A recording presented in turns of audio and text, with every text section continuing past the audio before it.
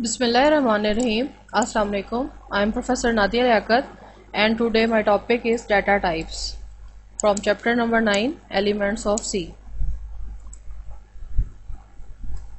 सबसे पहले देखते हैं कि डाटा टाइप्स होती क्या हैं।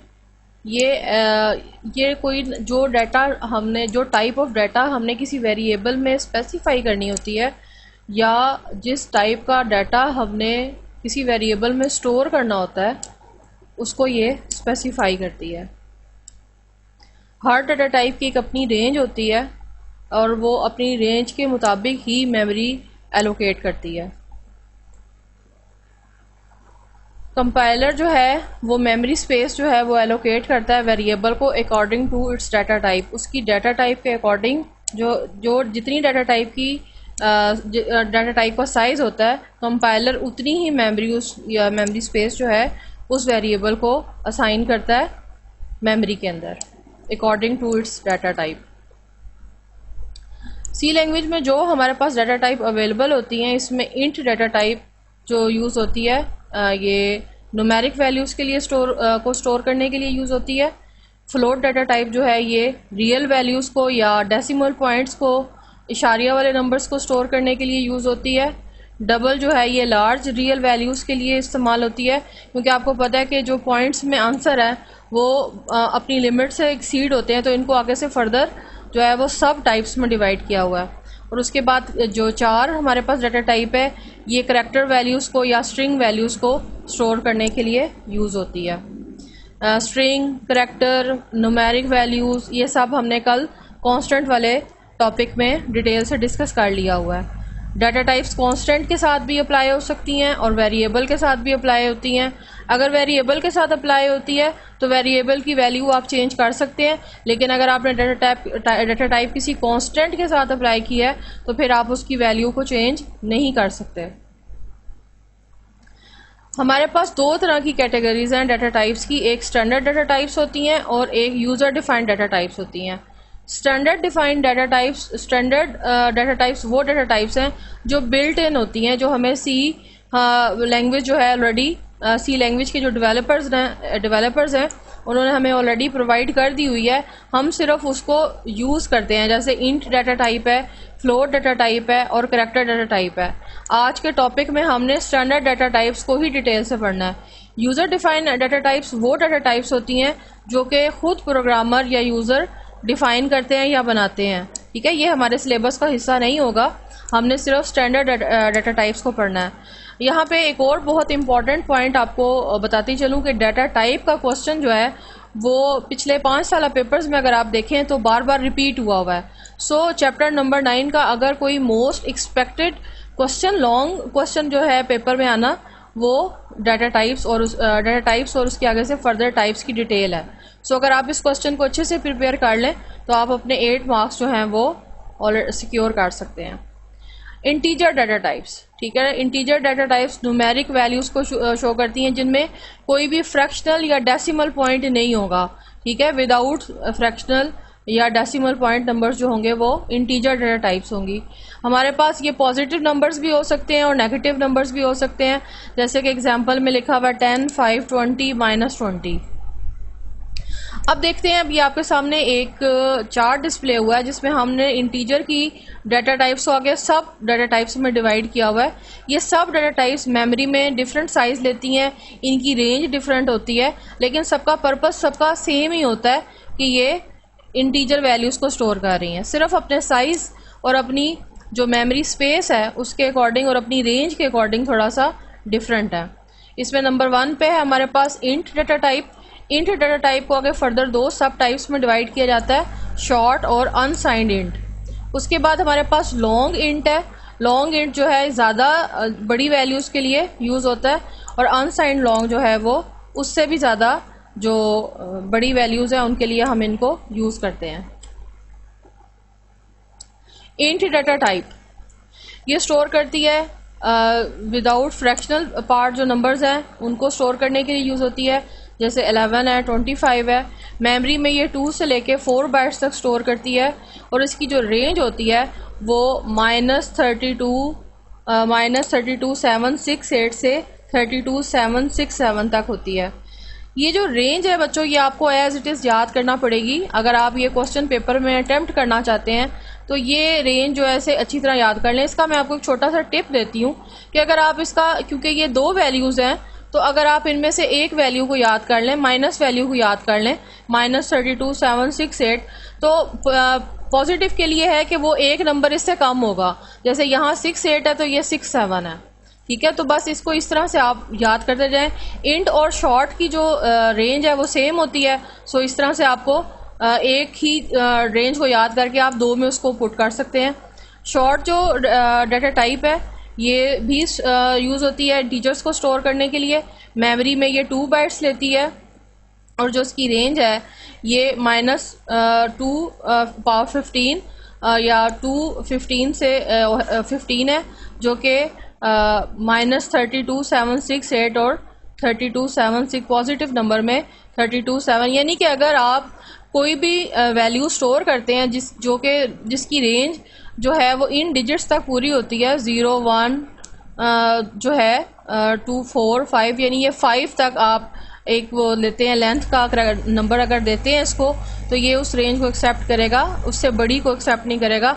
लाइक अगर आपने 32,767 कर दिया है पॉजिटिव में, तो ये एक एरर होगा। एरर्स का टॉपिक हम इंशाल्लाह कल पढ़ेंगे। अनसाइंड इन डाटा टाइप, ठीक है, ये यूज़ होती है, ये पॉजिटिव इंटीजर वैल्यूज़ को स्टोर करती है। ये भी मेमोरी में 2 बाइट्स देती है। अभी तक जो आपने तीनों डाटा टाइप्स देखी वो 2-2 बाइट्स दे रही हैं मेमोरी के अंदर, ठीक है। और जो इसकी रेंज है वो 0 से लेके 65535 है। सो ये रेंज भी आपके लिए याद करना बहुत आसान है। उसके बाद है लॉन्ग इंट। ये क्योंकि लॉन्ग होती है, लार्जर इंटीजर वैल्यूज़ को स्टोर करने के लिए काम आती है।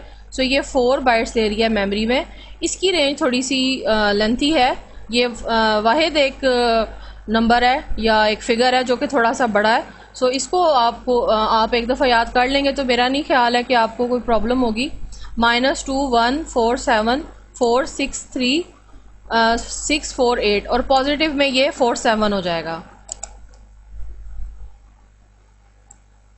अनसाइंड लॉन्ग डाटा टाइप, ये भी एक लार्ज पॉजिटिव जो वैल्यूज़ हैं उनके लिए यूज़ होता है। ये भी 4 बाइट्स लेता है मेमोरी में और 0 से लेके 4294967295 तक इसकी जो रेंज है, यानी कि बहुत बड़ी वैल्यूज़ जो है, मैक्सिमम आप जितनी एक्सीड करना चाहते हैं आप उसके लिए अनसाइंड लॉन्ग को अगर यूज़ करना चाहें अपने प्रोग्राम में तो आप इनको यूज़ कर सकते हैं किसी भी वेरिएबल के साथ।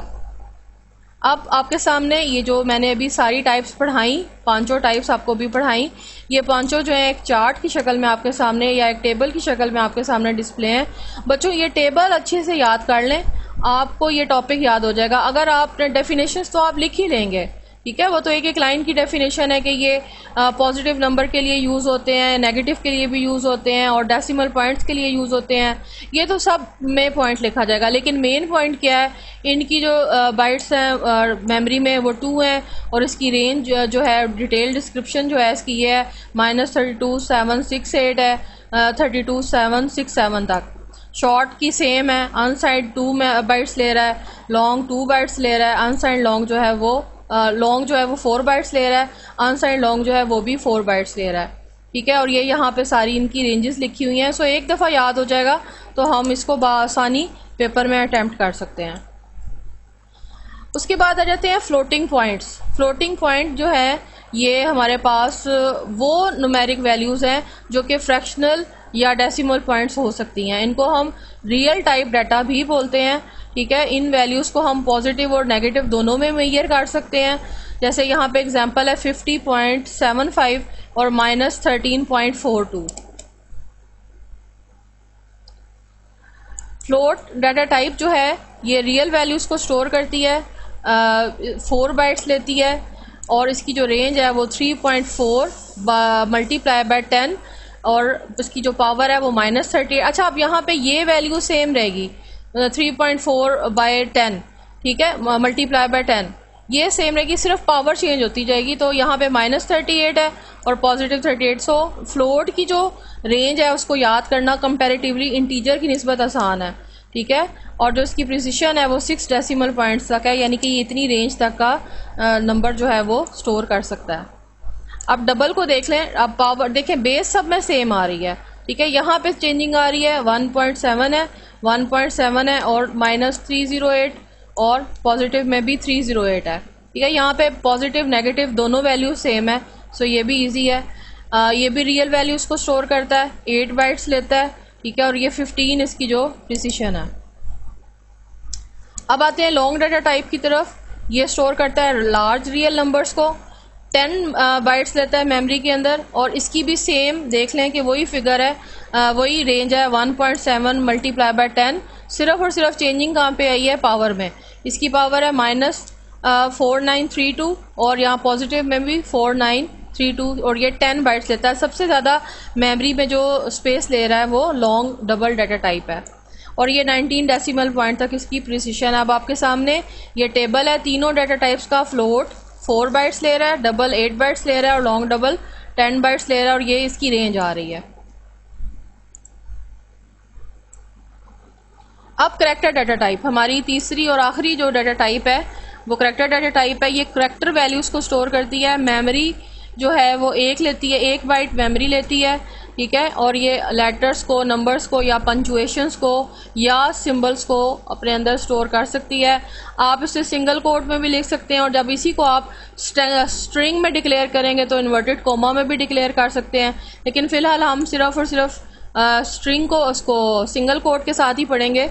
ये जो रिप्रेजेंट कर रही है, जिस तरह से एग्जांपल में कि यहाँ पे आपको A सिंगल कोट में नज़र आ रहा है, X सिंगल कोट में नज़र आ रहा है और 5। अब जो ये 5 है वो यहाँ पे एज अ करैक्टर रीड किया जा रहा है, एज अ नंबर नहीं रीड किया जा रहा।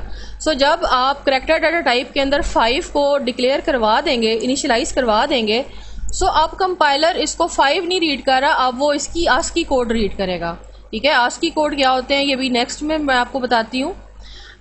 ये मैथमेटिकल ऑपरेशंस या करैक्टर्स के लिए इस्तेमाल हो सकता है।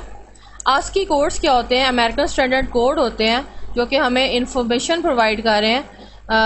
ये इसकी एब्रीवेशन है American Standard Code for Information Interchange. ASCII codes values जो हैं वो ऐड होने के लिए, सब्ट्रैक्ट होने के लिए या कंपेयर होने के लिए यूज़ होती हैं।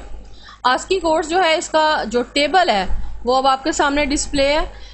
ये टेबल आपको सारा तो याद नहीं करना। अगर आप इसको देख के एकदम से खौफजदा हो गई हैं तो ये परेशान होने की ज़रूरत नहीं है। आपने सिर्फ इसमें से कुछ पॉइंट्स देखने हैं।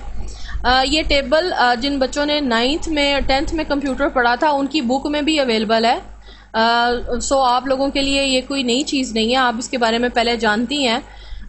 अब यहाँ पे मैंने जो 3 चीज़ें यहाँ पे मेन डिस्कस करनी है। एक तो मैंने आपको बताना है कि जो अल्फ़ाबेट हमारे पास, जो हमने ये सिर्फ लिस्ट देखनी है। ये यहाँ पे ये हमारे पास करैक्टर लिखे आ रहे हैं और फिर उसके बाद इसकी रेंज, ठीक है।